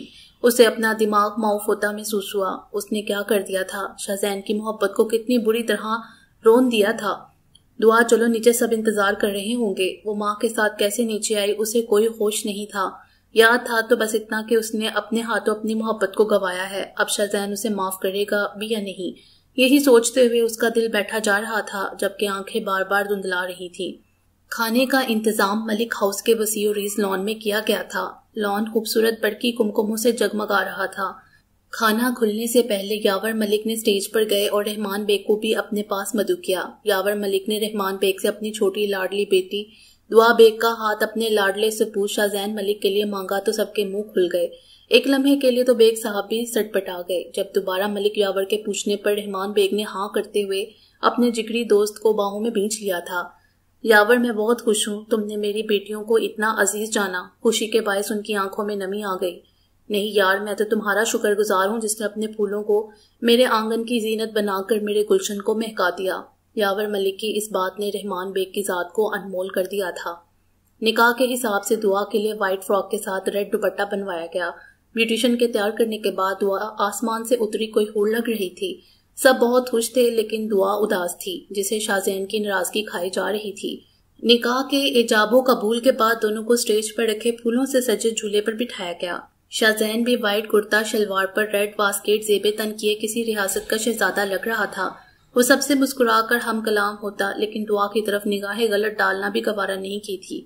اس کی بے روحی پر دعا کی آنکھیں بار بار جھلک رہی تھی۔ آج نکاح ہوا تھا اور رخصتی کی تاریخ ٹھیک ایک ہفتے بعد رکھی گئی تھی۔ انا، آپی، آپ دونوں کتنی بدتمیز عورتیں ہیں۔ آپ کو سب پہلے پتا تھا تو مجھے کیوں نہیں بتایا؟ گھر آتے ہی دعا انا اور زرش پر چڑھ دوڑی تھی۔ کیوں بیٹا، تم نے مجھے بتایا تھا؟ نہیں نا، تو ہم کیوں بتاتے؟ انا نے فوراً اپنا حساب بے باک کیا۔ تم تو ہو ہی بےہودہ عورت، تم سے تو کسی بھلائی کی توقع کرنا ناممکن ہے۔ آپی تم نہیں بتا سکتی تھی؟ اب اس کی توپوں کا رخ زری کی طرف تھا جو ان دونوں کے جنگ پر دھیمے سے ہنسے جا رہی تھی۔ مجھے تو زرون نے بتانے سے منع کیا اور شوہر کا حکم ماننا فرض ہے، زری نے اپنی مسکراہٹ چھپاتے ہوئے کہا۔ اس نے تنشتہ شاہزین کا نام نہیں لیا تھا۔ اوہ آپیہ بالکل ٹھیک کہہ رہی ہیں، فرما بردار بیویاں اپنے شوہر کا کہاں مانتی ہیں، اور یہ بات تم دونوں اپنے پلو سے باندھ لو، ان قریب کام آنے والی ہے۔ کمرے میں داخل ہوتے حارث نے کہا تو سبھی نے اس کی جانب دیکھا اور ہنس دی۔ Very funny. انا اسے زبان چڑھا کر بھاگی تو کمرے میں ان تینوں کا کہکا گونجا۔ ایک ہفتہ کیسے گزرا پتہ بھی نہیں چلا۔ سب اپنے اپنے حصے کے کاموں میں بزی رہے تھے اور آج مہندی کا دن آ گیا تھا۔ شاہزین ابھی تک دعا سے ناراض تھا۔ اس نے بہت بار شاہزین کو کال کی، میسیجز کیے، سوری بولا، لیکن اس نے دعا کی کال ریسیو کرنا تو دور اس کے میسیجز کا رپلائی تک کرنا گوارا نہیں سمجھا تھا۔ سب دعا کی مہندی کی رسم کر رہے تھے، جبکہ انا اسٹیج سے ذرا فاصلے پر کھڑی اس کی پکس بنا کے شاہزین بھائی کو سینڈ کر رہی تھی۔ ہاں شاہ بھائی، قسم سے آپ کی بیوی کی رونی صورت دیکھ کر میرا تو بھانگڑا ڈالنے کو دل کر رہا ہے۔ اس کے میسج کرنے پر شاہ کی کال آ گئی، جسے انا نے پہلی ہی فرصت میں ریسیو کر لیا تھا۔ یار کیوں تنگ کر رہی ہو میری معصوم بیوی کو؟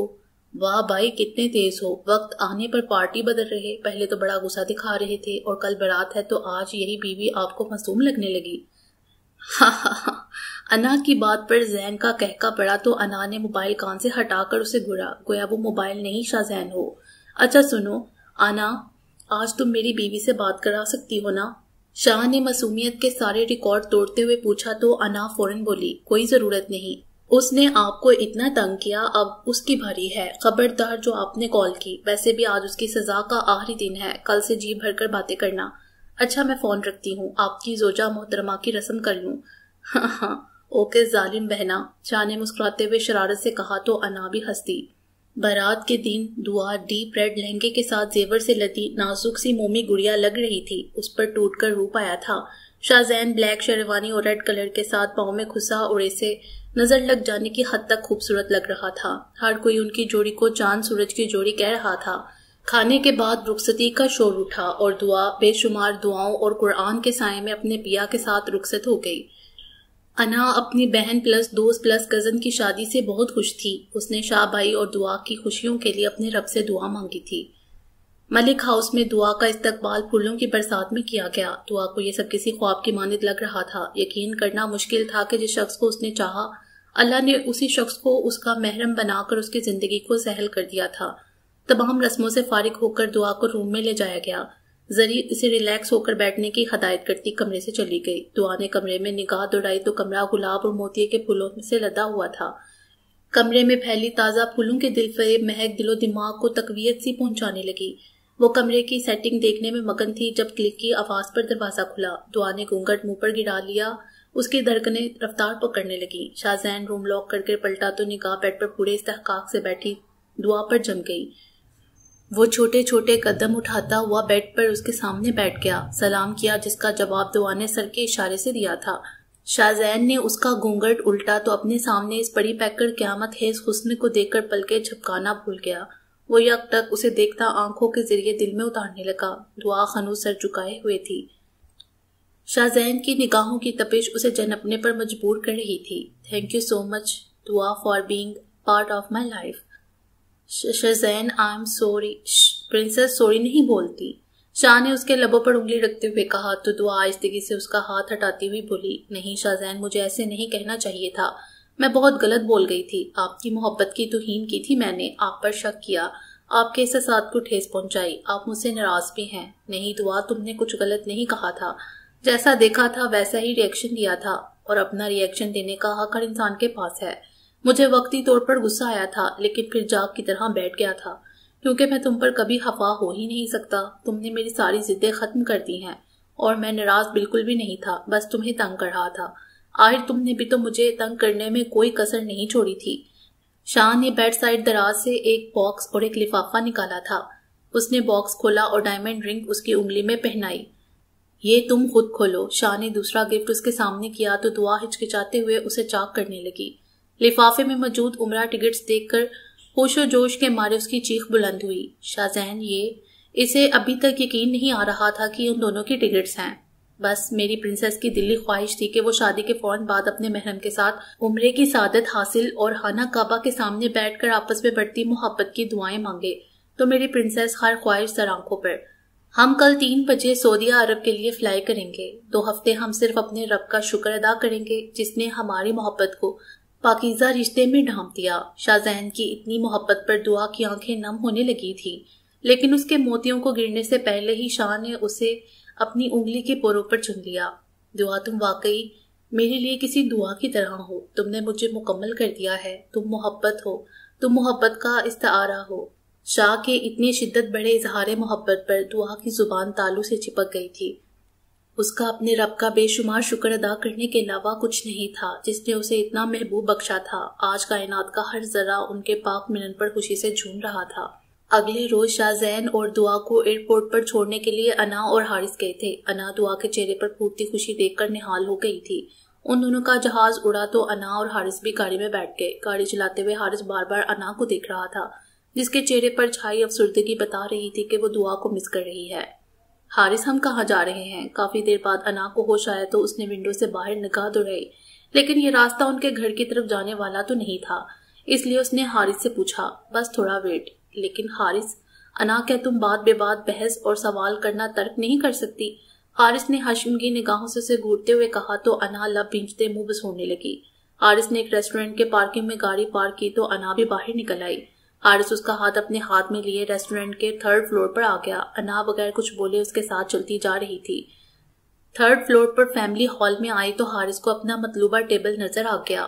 کم مائی لیڈی، وہ انا کے کندھوں کے گرد اپنا بازو حائل کیے ٹیبل کے پاس آیا تو اتنا خوبصورت ٹیبل دیکھ کر انا کی آنکھیں چنی آ گئی۔ شیشے کی میز لال گلابی اور سفید گلاب کی پتیوں سے بڑی تھی۔ ان پھولوں پر پڑا دل کی شکل کا بڑا سا چاکلیٹ کیک جس پر ہیپی برتھ ڈے انا لکھا تھا۔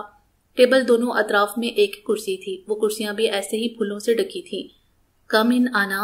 حارث نے اسے کرسی پر بٹھایا تو وہ کسی روبوٹ کی طرح بیٹھ گئی۔ حارث نے جیب سے لائٹر نکال کر کیک پر لگی چھوٹی چھوٹی موم بتیوں کو جلایا۔